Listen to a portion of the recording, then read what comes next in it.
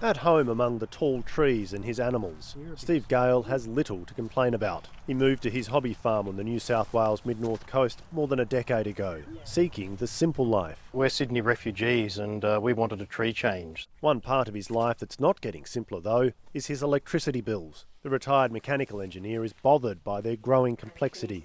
Chief among his complaints is a little-known pricing scheme called a demand tariff. It works by taking his single highest point of demand for electricity from the grid and applying that rate across an entire month. And it's levied on top of consumption and daily service charges.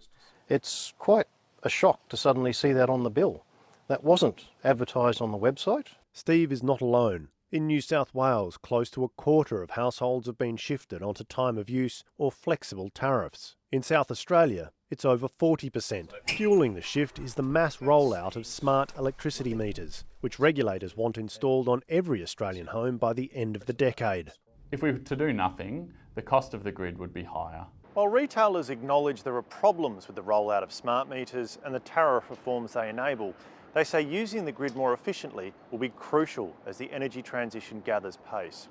But critics say the changes are being handled so poorly, they're often hurting consumers and putting at risk many of the supposed benefits. I think it's really quite an appalling failure of the system. Steve says the lack of notification or education for consumers is particularly damning. It's almost arbitrary.